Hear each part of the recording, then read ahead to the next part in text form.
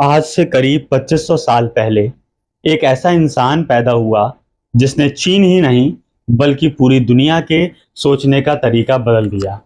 उनका नाम था कन्फ्यूशियस।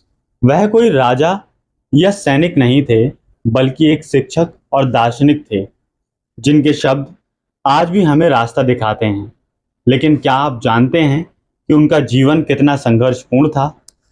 क्या आप जानते हैं कि उनके राजनीतिक विचार इतने प्रभावशाली क्यों थे कि सदियों तक चीन के शासक उन्हीं के सिद्धांतों पर चलते रहे?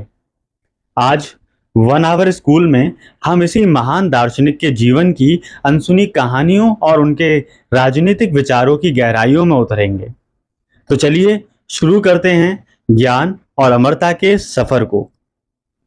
अध्याय एक, एक गरीब बच्चे से महान दार्शनिक तक। कन्फ्यूशियस का जन्म 551 551 ईसा पूर्व में चीन के लू राज्य में हुआ था। उस समय चीन में अराजकता का माहौल था। छोटे छोटे राज्य आपस में लड़ रहे थे और आम लोगों का जीवन मुश्किल था। कन्फ्यूशियस का बचपन भी कोई आसान नहीं था।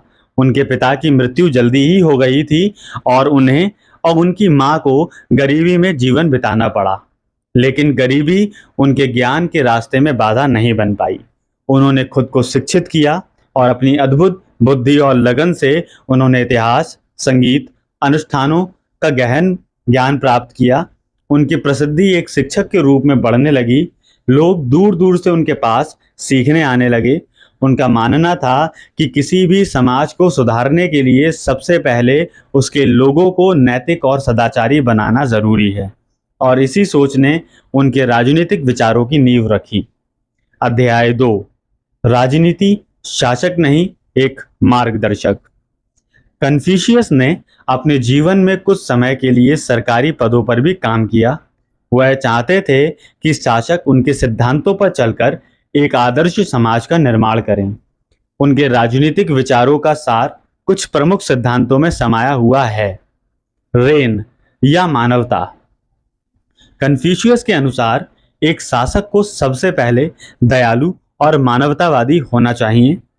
उनका मानना था कि अगर शासक लोगों से प्यार करेगा तो लोग भी उसका सम्मान करेंगे। यह सिद्धांत राजतंत्र से भी ऊपर एक नैतिक शासन की बात करता है। EYI या न्याय। हर काम न्याय और निष्पक्षता के साथ किया जाना चाहिए।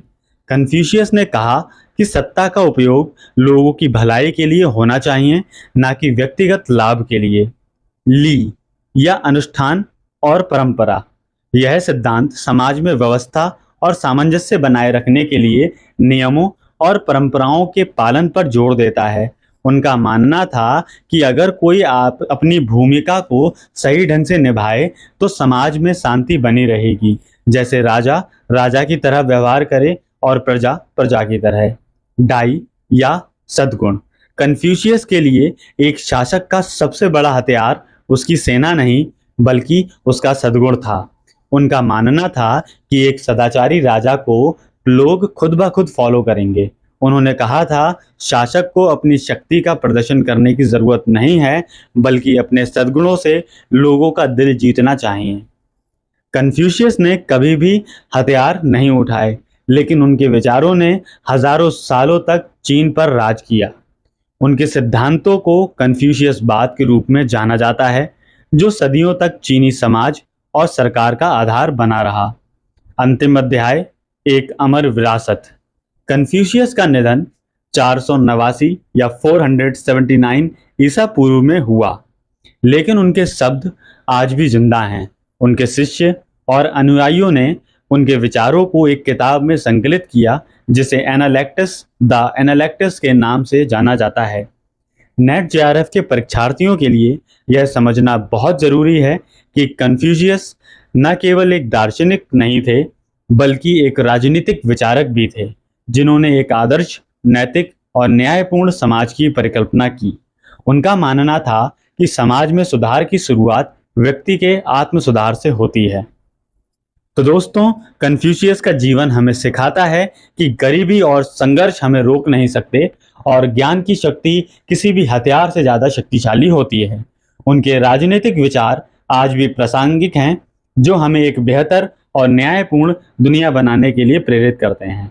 वन आवर स्कूल के साथ जुड़े रहिए और ऐसे ही ज्ञानवर्धक ऑडियो के लिए हमारे चैनल को सब्सक्राइब कीजिए। मिलते हैं ऐसे ही अगले ऑडियो बुक में। तब तक के लिए नमस्कार, गुड बाय।